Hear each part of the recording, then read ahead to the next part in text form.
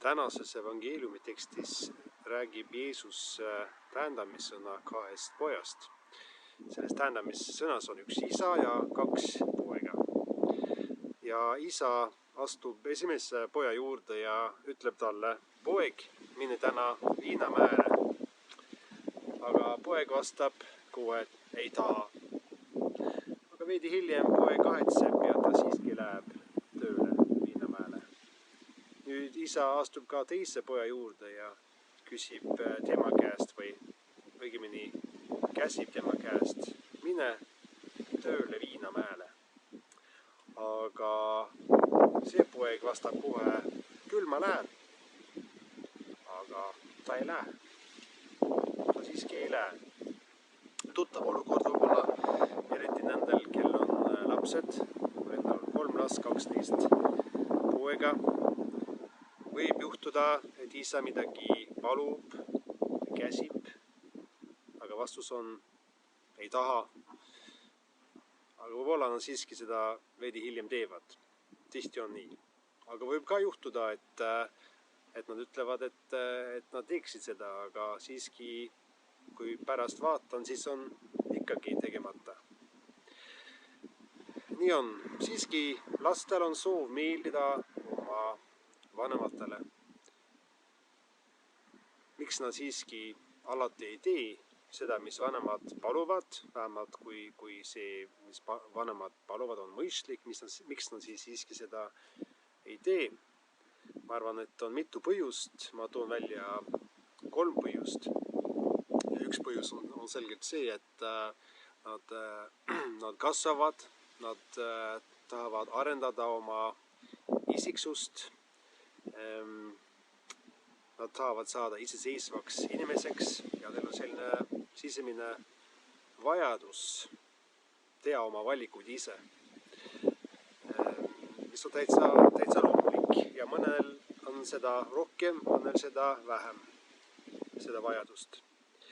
Teiseks on lastel vaja saada vanemate tähelepanu ja kui nad positiivset tähelepanu ei saa, siis on tavaliselt palju lihtsam saada negatiivset tähelepanu.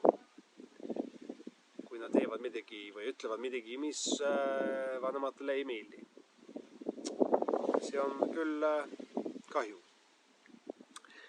Kolmandaks siis väljendub laste mittekuulekust ka seda, mida me teoloogias kutsume päris patuks. Ehk selline sisemine soov olla Jumalale ja ka vanematele alati, mitte alati kuulekad. Teha seda, mis mina tahan, mitte seda, mis tema tahab. Laste soov, ma usun, on siiski alati olla armastatud vanemate poolt.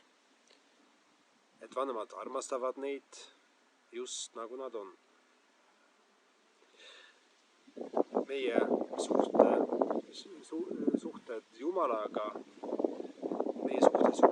on samamoodi. Meil on soov olla armastatud sellisena, keda me oleme, kes me oleme, ja muul viisil pole võimalik olla armastatud, sest ma ei saa ju olla teine kui see, kes ma olen.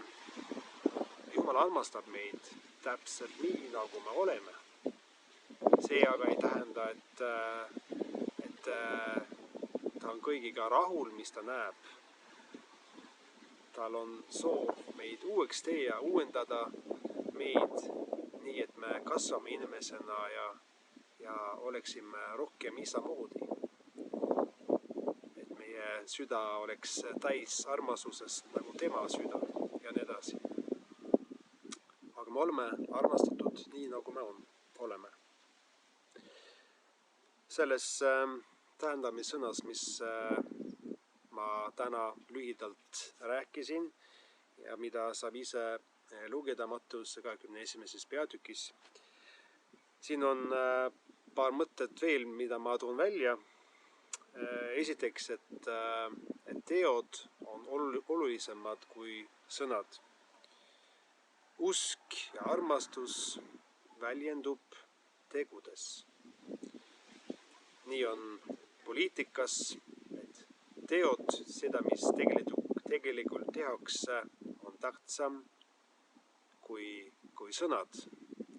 Nii on poliitikas, aga nii on ka kirikus ja Jumala riigis.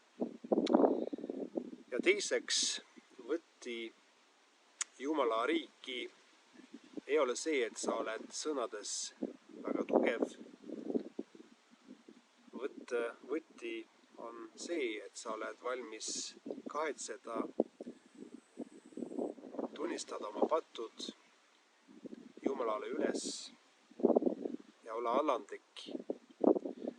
Ja teate, mis Jumala sõna ütleb alandliku südame kohta? Nimelt, et murtud ja puruks löödud südant ei põlga Jumal. Kas olete muidu kuulnud sellest mehest, kes enda arvamuse järgi vähemalt oli nii alandlik? Ta oli nii alandlik, et tema sõnul mitte kedagi selles maailmas ei ole nii alandlik nagu tema. Aga siis loomulikult ei olnud ta siiski väga alandlik. Lõpuks hea uudis on see, et Jumala juures kuluvad sõnad ja teod kokku. Kui me loeme piiblit, loeme sellest, et Jumal on armastus. Aga see armastus ei ole ainult teoreetiline, see on praktiline. Jumal näitas seda kõigile, eriti siis, kui ta saatis oma armastatud poega maailma, kes pidi ristisurma meie eest. See on praktiline armastus, need on teod meie heaks. Ja taevane Isa, me täname sind sinu poja eest, tema ristisurma eest, täname sind selle eest, et sinu sõnad ei ole tühjad, vaid täis armastus. Palume, et sa saadad meile oma püha vaimu, nii et meie saame tunnistada sind mitte ainult sõnadega, vaid ka tegudega. Seda palume Jeesuse Kristuse nimel. Aamen. Issand, õnnistagu sind ja hoidku sind. Issand, lasku oma peale paista sinu peale ja olgu sulle armuline. Issand, tõsku oma peale sinu üle ja andku sulle oma rahu, Isa ja Poja ja Püha Vaimu nimel. Aamen.